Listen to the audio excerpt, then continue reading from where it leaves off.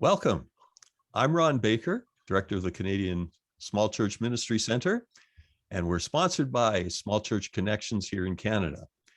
Today, this is once again, This Is Us, Canadian Small Churches in Action podcast. And if that isn't a long enough introduction, I don't know what is. So we'll get right past the introductions and go to our special guests that we have today. They're actually at the other end of the country enjoying the afternoon while I'm still making my way through the morning. So I'm going to let them introduce themselves, tell you a little about who they are, what their ministry journey has been, and anything else you want to pop into that. I'm going to let you tell them who you are, because I could say, that you're Morgan and Lisa, but that would, oh no, I just did. Go ahead, take it away. Sweet, go ahead. Go ahead. We're Majors Morgan and Lisa Hillier, and we're Salvation Army officers in Mount Pearl Citadel, Newfoundland and Labrador. That's kind of a suburb of the capital of St. John's, the capital of the province. We're in a church of about 300 people. 300 people with a normal Sunday morning of attendance pre-COVID of about 130, 140. We're going into our third year of ministry here. But it seems like our first, because we were only here 6 months and then COVID shut us down, and we feel like it's all new again as we're trying to start up again. We've been officers for 17 years. Yes, 17 years. And prior to officership, I was a nurse and he was a retail manager. And we have three beautiful girls, Haley, 22, Abigail, 17, and Jordan, 15. Yeah, and as well with the church, we also run a small community and family services as well through our food bank as well, with a coordinator that goes with that. So life is a little busy, a little hectic between family and ministry, but fun. Every day is a new day, and between ministry and our three daughters, never a dull moment at all. Never. Yeah, I as I was mentioning, I have 6 kids, and it's never a dull moment. And, you said you have 3 girls. That's yeah. And you always have to have, the really good one, no, they're all favorites. That's the way that's it. Three girls, a wife, and we went out and got a puppy who's also a female. I'm totally in a minority here. Oh yeah. Right. And they all gang up on me. Well, isn't that nice? Okay. Let me get back. What brought you into your ministry position? Why did you guys end up moving into salvation? Okay, I'm just going to let you guys run with your own ministry journey, how you guys have gotten where you've gotten. I felt called as a teenager, but I ran from it. Mm-hmm. And I went to nursing school and continued to run from it. And I got to the point that I knew what God wanted me to do. I just wasn't willing to accept it. And God kind of gave me an ultimatum one night, and he said, Lisa, now is the time. This is the time I want you to do it, and you have to make your decision. And when I was spoken to me like that, I wasn't willing to say no. So I said, okay, God, when you have to work out the details. Mm-hmm. And the details just fell into place. And I knew that I was in his will, and it just worked out that within a year from me saying yes, we were in seminary, and 2 years later, we were Salvation Army officers, and we've done all church ministry except for 4 years of a regional youth ministry. Yeah. What about you, Morgan? Again, we grew up in totally different ends of our province. I grew up in northern Newfoundland. She's from St. John's originally. Didn't even know each existed. As for the call to officership and ministry, there wasn't really a specific. I was a little bit of a rebel growing up, even though still involved in the church, but kind of challenged the status quo, if you must. And we met very, very weirdly. She was on a nursing internship to this small community in northern Newfoundland, and that same weekend she was there, our band from our church went as a guest band. Oh, and her ride to church was my billet, and that's how we met. And it was just crazy. So then I moved to St. John's, and talk about God's calling. There was a nudge, as we started that journey, and I remember her calling, her story, and I remember the night before we got married, Before we separated for the night, she came out and she looked at me square in the eye. And she said, if you're marrying me thinking we're going to seminary, don't marry me. and here we are. That worked well. God has a sense of humor. Oh, yes. Big one, yeah. But it's, again, it's just being open. And we got married, and 5 years later, we were pretty much in seminary. And it's been an amazing journey, ups and downs, curveballs, fastballs, change-ups, all there. But God's always been faithful and always been good. And we love the ride. We love what God's going to do. And each new day is a fresh new day with great opportunities. Okay, following your football analogy, are we in the ninth inning here right now? Like, things are really weird. Has the pandemic affected you guys personally and within the church? Yeah. You know, okay, that was a really lousy sports analogy, but let's ask the question about the pandemic. During the pandemic, the term languishing came out. And I don't know if you're familiar with that term, but it's kind of this limbo feeling of not knowing what's coming next. No, you're not in your best space. Your rhythm has been interrupted, and you're just sort of grieving what you've lost and not knowing what to expect from the future. And I found myself in that space from the beginning, but I couldn't name it till just recently. The pandemic shut down people contact, and that's what I thrive on. Yeah. I thrive on connecting with my people. I thrive on pastoral visitation. I thrive on one-on-one coffee and just those connections and being there for my people. And then when I couldn't do that, I really struggled in the beginning. I didn't know how to do ministry if I couldn't connect with people.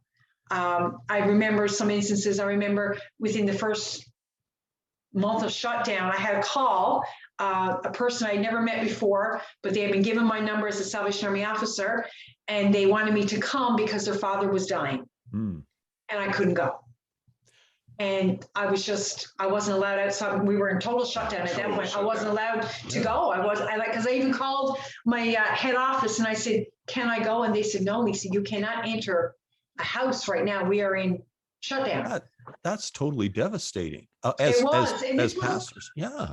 And this was a family that just called me out of the blue because they were looking for a pastor because their dad was dying. So I put on my uniform and I FaceTimed them. Okay. And they put me in the room with the dad, and we prayed with him and read scripture, and I tried to speak words of encouragement, but it was just an awful, awful experience that I couldn't be there for a family that was asking for a pastor. Yeah.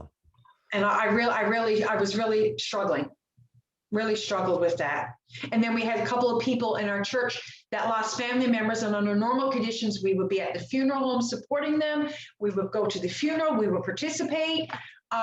And we were sitting in cars outside, not being able to connect or touch these people in any way.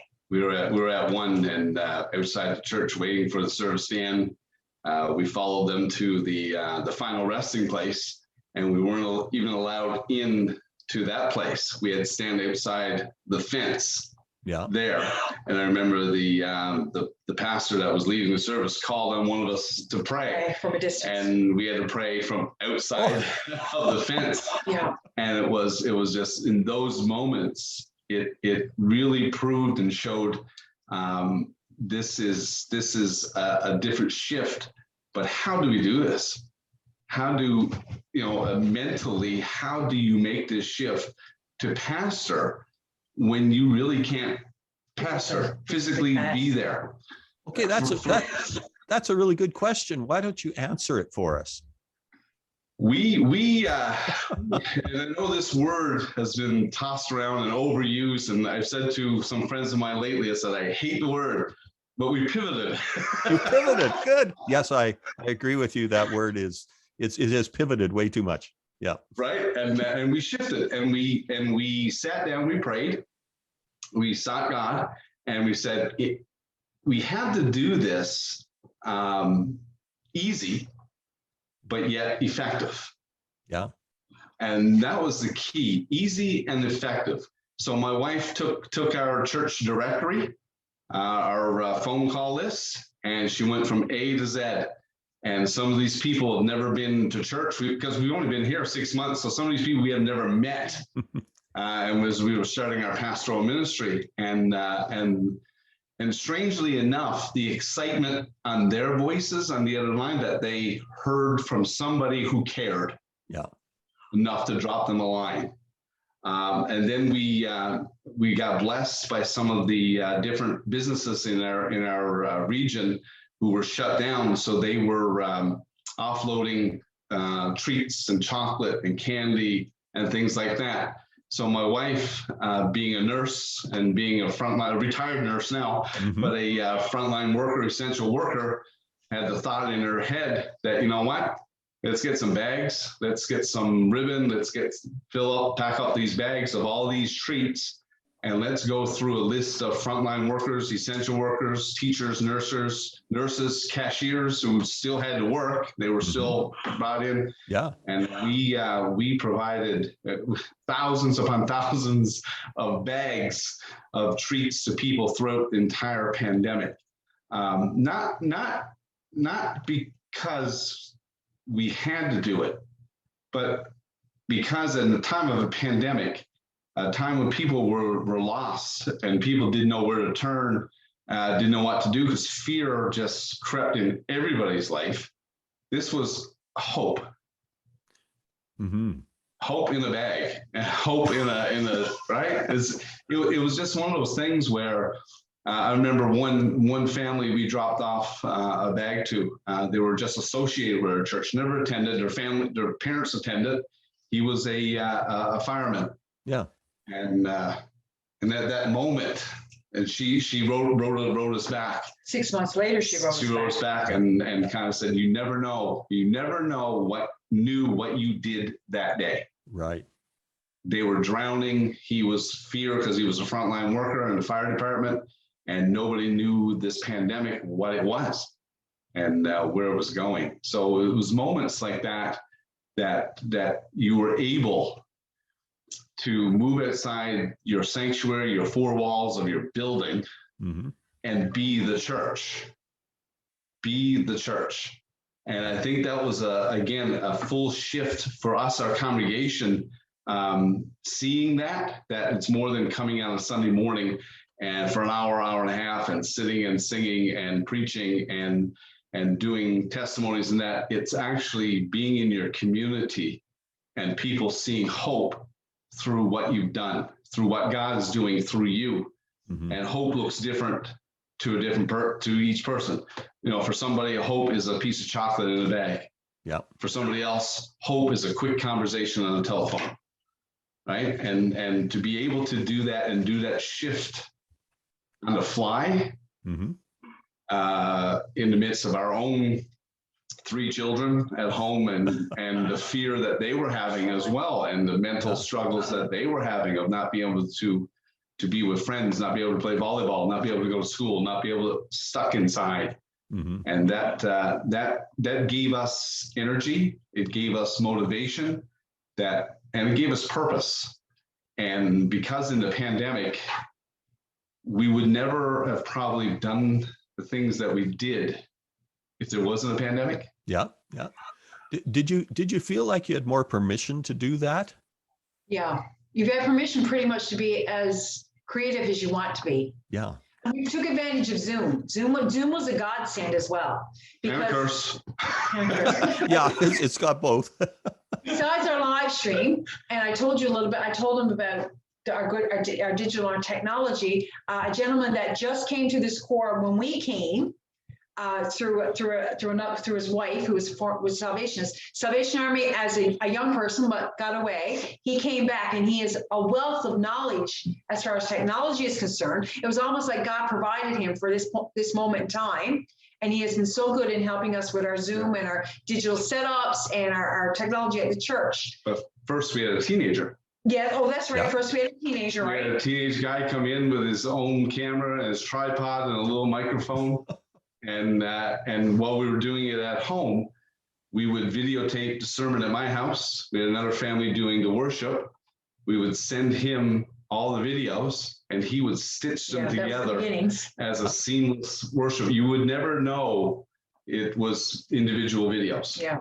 Yeah. And these young kids, and again, it was a 17-year-old sitting at home with a ton of time on his hands, a little bit techie, and wanted to do this. And he went full in. Yeah.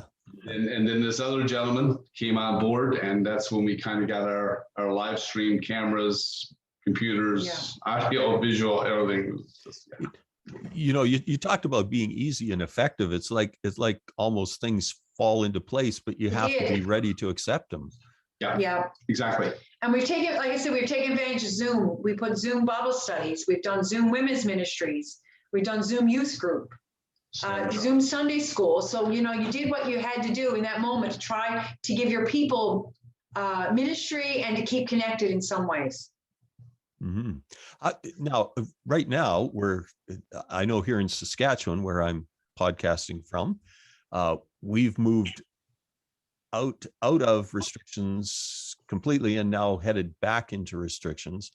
And all of a sudden there's this whole interplay that makes a number of people fearful that, you know, what are we going back to? What are we coming to?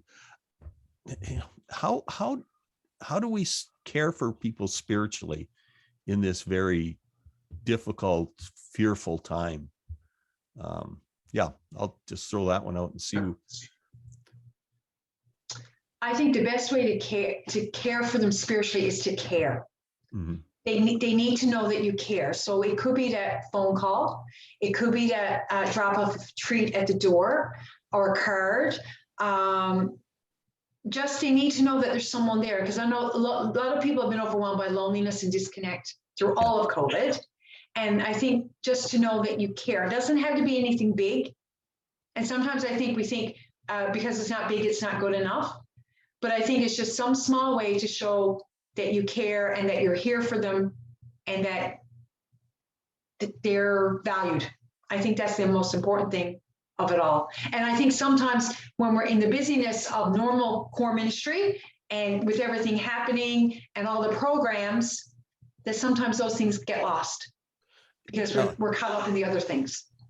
Mm-hmm. I think sometimes we overcomplicate things. We overthink things. I think it's simple.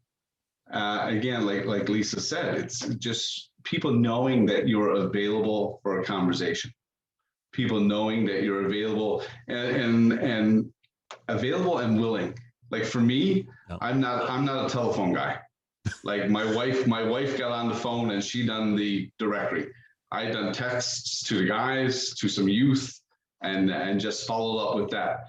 I grabbed, like in the middle of the pandemic when we weren't allowed in restaurants and coffee shop. I'm a big coffee guy. I love coffee. I love coffee.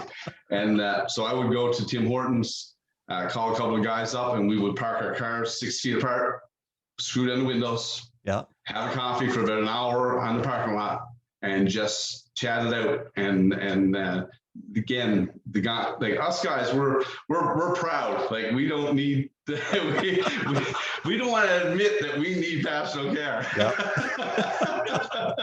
But it's just the little things. And again, like I said, it's not overcomplicating it. Sometimes we can sit down in boards and board meetings and talk it out to a point that it just becomes cumbersome, and you get nothing done. Whereas if you just say, you know what, I'm going to call 10 people each day. I'm going to talk to 10 people each day. They may be seniors, maybe young people, whatever it is. And it might only be 2 minutes on the phone. But the impact of those conversations of the person on the other line realizing I'm not alone. Yeah. We've done patio visits. You know, we couldn't visit people in their homes. So we'd go and on a nice day, sit in the patio or in the back garden 6 feet apart. Yeah. Right? Yeah.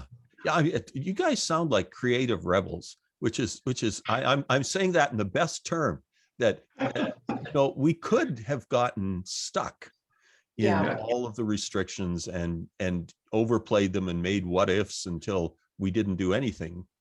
But yeah. Okay. One of the highlights for me during this pandemic, we moved into a community with 2 other food banks, so 3 food banks in Mount Pearl. Okay. Who operated separately. Again, another word that's going to be overused. We were in silos and, and never did mix, never do nothing. And in the midst of a pandemic, when we were told to keep apart, we came together. Mm-hmm. And the community, we served the community together. So we were sharing. If I got, 50, Costco donated 50 packs of chicken to my food bank, I made sure the guys also had chicken, and vice versa. So we were sharing resources. We were helping each other. We were that support because the other two food banks are also different denominations as well. And they were kind of caught in their own silo, kind of feeling left out. So part of those parking lot coffees and conversations were with these guys as well. Yeah. And just coming together, and in the midst of it all, we put the community needs above and beyond our individual denominational needs. Yeah. And we met even our ministerial, like early on in the pandemic, Zoom, our ministerial within Mount Pearl, I think it's 6 or 7 churches. We would come together once a week on Zoom, prayer, but also how can we help each other? Outside of the food bank thing that was happening, how can we support? How can we help? How can we share resources, share ideas of reaching? Again, it wasn't just the denominational piece; it was the community piece. Yeah, yeah. And that made huge impact in the community of Mount Pearl. They realized, again, the slogan that Salvation Army has in Newfoundland Labrador. It's a new slogan that they've come up with a couple of years ago. Is "We're here." Oh, that's a great slogan. Yeah, whatever you need, wherever we can help, whatever we can do, we're here. And we kind of spread that out beyond a Salvation Army slogan to a community, for the community, for all of our denominations. We're here. Don't hesitate to call. Don't hesitate to ask. Nothing is too big. Nothing is too small. If we can't get something, we will figure it out. Yeah. And that made a huge impact in the community and also on our city. Like our city councilors, our mayor, huge supporters of what was going on within the denominational piece of our city. And again, the impact of that was tremendous. Yeah. Tremendous. Right. Okay, I want to go directly to a question that relates to small churches, and maybe you guys can just sort of throw some thoughts out here. But if a person was to be looking at pastoring a small church right now, coming out of into whatever our current dip is in the pandemic, what kind of advice would you give to that pastor who wants to go just thinking about becoming a pastor or just a new pastor? Community. And connect with your people. Connect with the people. Okay. Yeah. Yeah. Whatever that looks like, connect with your people. I can remember early when the pandemic shut down, I was praying, God, how do I minister? Mm-hmm. Like, I don't know how to minister right now. Everything that I'm used to has been taken from me. How do I minister? And it came to me to start calling my people. And as a result of that, I built relationships with individuals that would not have ever built other than the pandemic. And it was just through a simple phone call. And some of them, like I said, we'd only been here 6 months. They didn't even know we were here. Some people don't even come to church on a regular basis. They didn't even know that the ministers had changed in Mount Pearl, right? So, you're introducing yourself as you go. Mm-hmm. But I met needs and heard stories that wouldn't have been heard because I wouldn't have taken the time or saw the need to take the time to sit down and go through my directory and call everyone. Pandemic forced me to do it. But as a result of that, God used that in amazing ways. Yeah. So however you can connect with your people. It might not look like the normal way you would do it, but it can still be done and you will see the fruits of your labor. Mm-hmm. Morgan, you were going to start on something there too. Yeah, don't get caught up. Like if you're starting a small church and moving in transition right now, don't get caught up in church as the building of church. And we've said that for so many years. Churches are building. The pandemic has shown us the church is not the building. Church didn't stop. The buildings stopped. Yeah. We stopped going to a central place, and instead we became the church in our community. Because I've got the church living in all over Mount Pearl. So the church has expanded, not closed. Mm-hmm. Well, which is a great question. What is the church then? It's not the building, is it? No, it's not the building, it's the people. It's us going out and you know what? Showing the love of God. Mm-hmm. And when you show the love of God and you show that you care, you show that you're open, that's when the kingdom of God gets built in those. In a world that has changed in the last 17, 18 months so much. The world needs hope. The world don't need another building of a church. No. The world needs hope. And I think once we realize that as the church, the people, I think that's when the communities see exactly what the church mean to that community. Okay, well, I hate to say this, but our time's pretty well run out. Already? We're getting very close. So yeah, is there any one last thing you'd like to talk about as you've been ministering in these last as you've been talking about 17, 18 months? Anything else that comes to mind? Be willing to be creative and think outside the box. I loved a friend of mine who told me one time, she said, Ron, you don't think outside the box, you think outside the warehouse.